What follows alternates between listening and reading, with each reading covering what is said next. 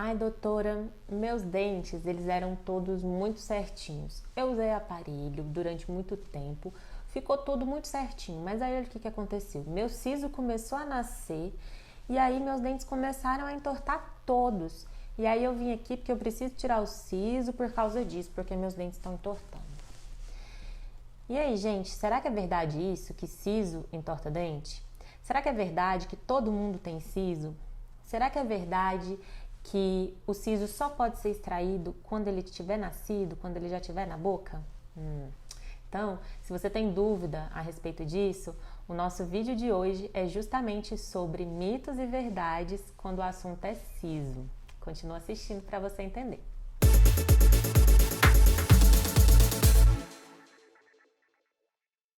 Olá pessoal, tudo bem? Eu sou a doutora Ana Cecília, sou cirurgiã bucomaxilofacial e implantodontia, faço parte do grupo Perfil Cirurgia e o assunto hoje é siso, que é um assunto que vocês gostam muito. Eu vou falar sobre mitos e verdades quando o assunto é siso e você talvez se impressione com um mito que você sempre achou que fosse verdade, né?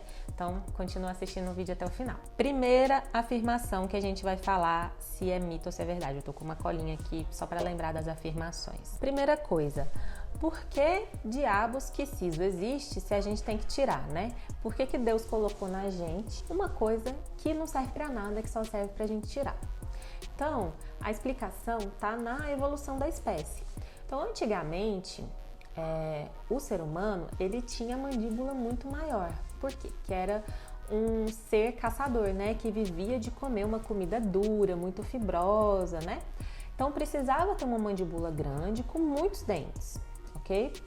Mas com o passar do tempo, isso foi mudando. O homem começou a usar mais a cabeça, né? Mais o cérebro, então a caixa craniana teve que ir aumentando e a mandíbula foi então diminuindo. E aí foi necessário também utilizar menos dentes. Então, dizem até que existia o quarto molar, mas ele também foi sendo extinto aí ao longo do tempo, né? E o terceiro molar, que é o siso, continua, mas a gente tem uma disponibilidade de tamanho menor, né? Porque, como eu disse, a mandíbula foi diminuindo de tamanho. Então, muitas das vezes não tem espaço para esse dente na boca. E ele nem é necessário mais. Né? Então ele está sendo aí extinto também. A evolução da espécie diz que o siso será totalmente extinto, né? E que até outros molares também já não vão existir nas espécies futuras. Por quê? Porque vieram os métodos de cocção, os alimentos se tornaram mais macios e não tem necessidade de ter esse tanto de molar. Então, gente, primeira afirmação: eu não vou mastigar bem se eu tirar o meu siso. Isso é mito, tá? Isso tanto não é verdade que muitas pessoas já não têm siso, né? Então, pode tirar o siso tranquilo, que isso não vai diminuir sua eficiência mastigatória, tá? E aí isso já responde uma outra afirmação que nem todo mundo tem siso.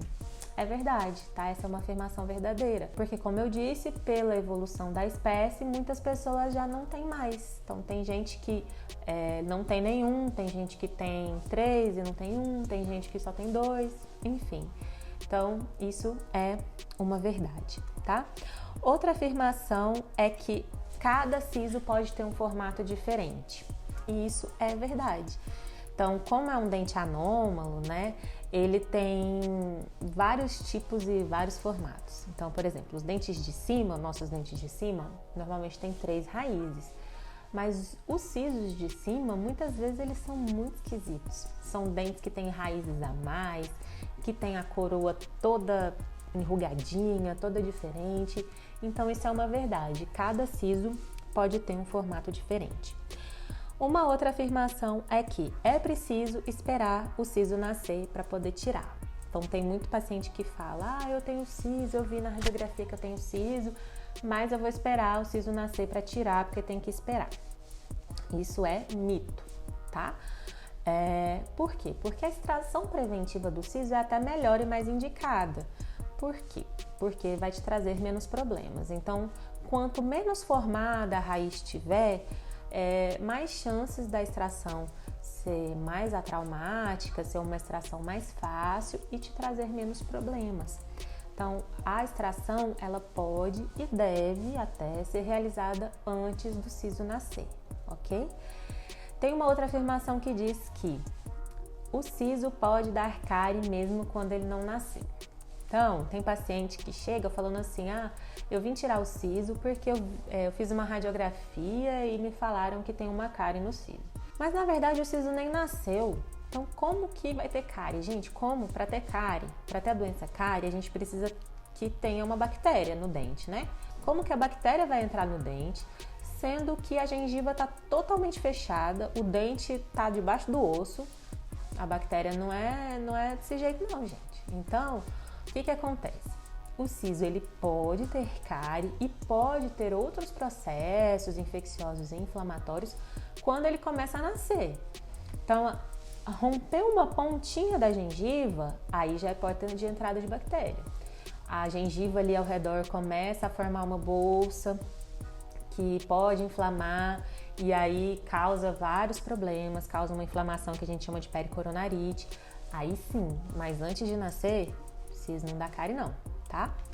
Uma outra afirmação é que se extrair um siso, tem que extrair todos os sisos. Isso é mentira, tá? Isso é mito. Por quê? Porque você não precisa extrair todos os sisos, você precisa extrair o antagonista obrigatoriamente. Então, vou explicar. Se você tem um siso que está com problema, o de baixo aqui do lado esquerdo, supomos, tá? Ele começou a nascer, deu inflamação e tudo mais, e tá te incomodando, e não tem jeito, não tem espaço para nascer, precisa tirar. Quer dizer que você precisa tirar os 4 porque você vai tirar esse?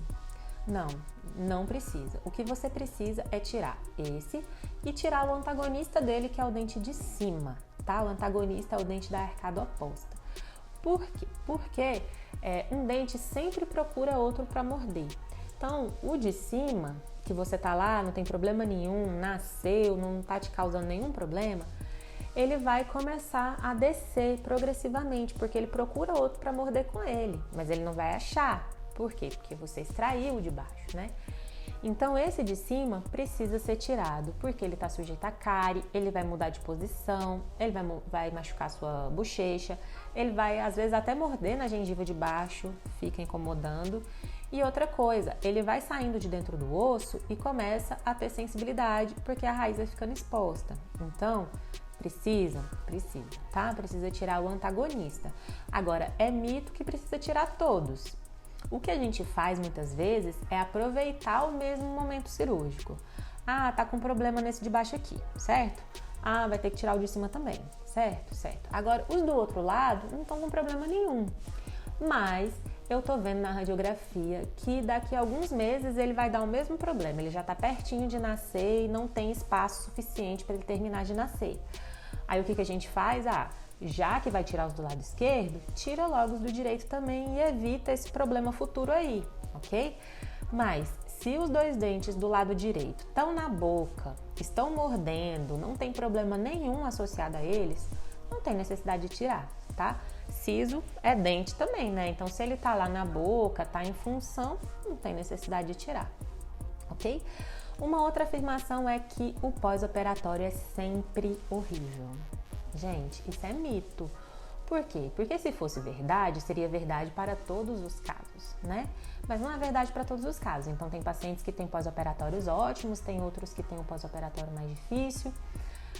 Então, existe uma variabilidade individual, tá? Também tem associado ao procedimento, então vai depender do jeito que tá o dente, do tanto que a cirurgia foi mais invasiva ou menos invasiva, e vai depender também do paciente, da suscetibilidade dele à dor, do que o organismo dele é capaz de se recuperar, às vezes é mais rápido do que de outra pessoa. Então, é mito de que o pós-operatório sempre vai ser ruim, tá?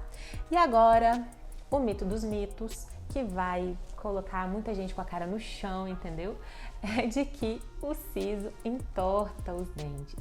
Gente, vou dar uma notícia para vocês. Se o seu dente está entortando depois do tratamento ortodôntico, isso não tem a ver com o nascimento dos sisos, tá?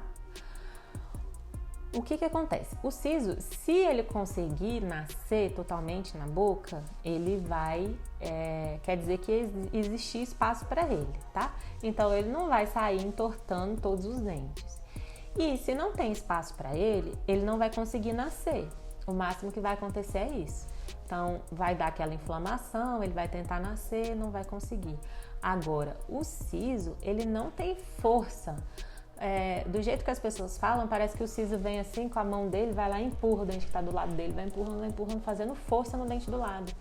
E ele não faz isso não, gente. O que acontece? A gente sabe que a tendência natural dos dentes é que haja um apinhamento dos incisivos inferiores, especialmente pela ação muscular mesmo. Então, ao longo dos anos, pela fala, pela sucção, pela ação dos músculos, a tendência do movimento é que leve os dentes para frente e por isso eles apinham aqui nessa região, especialmente, tá? Então, normalmente, siso não entorta os dentes, tá? Até que se comprove o contrário, mas também ninguém nunca conseguiu comprovar isso aí, beleza? Era isso que eu tinha para falar para vocês, espero que vocês tenham gostado. Um beijo e até o próximo vídeo. Tchau, tchau!